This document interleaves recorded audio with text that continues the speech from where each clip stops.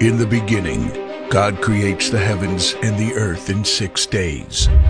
He makes Adam and Eve, who spend their days with God until they give in to temptation by eating from a forbidden tree. Sin enters the world, and things get so bad that God floods the earth and starts over with Noah and his family. Years later, God calls Abraham to follow him with the promise to make Abraham the father of a great nation. Abraham obeys, and God gives him a son, Isaac. Isaac's son Jacob has 12 sons. Joseph, Jacob's favorite, becomes second in command of Egypt. God uses him to save his entire family and Egypt from starvation. Hundreds of years later, the Israelites are slaves in Egypt. Moses is called to lead the Israelites out of slavery.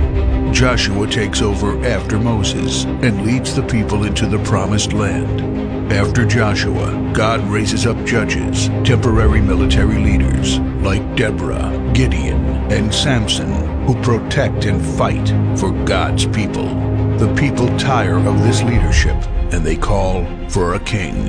God gives Israel King Saul, King David, and then King Solomon.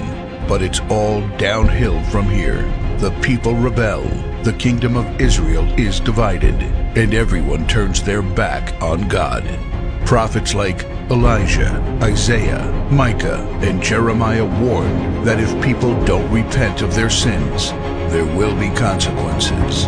But the people ignore their warnings. The divided kingdoms are conquered, and God's people face captivity in foreign lands. People like Daniel show great courage and stand up for God when no one else does. Some of the exiled people return to the promised land, but for 400 years, God is silent. No prophets, no miracles, and no angel visitations. But then, the silence is broken when Jesus is born. He lives a perfect life, teaches truth, and performs miracles, proving He is God. He shows us the full extent of God's love by taking our place and dying on the cross for our sin. He is placed in a grave, but 3 days later, Jesus rises again, conquering sin and death. His followers travel the world, sharing the good news of His love and starting churches.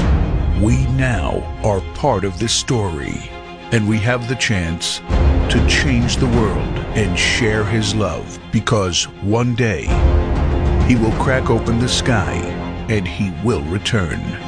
It's the greatest story ever told.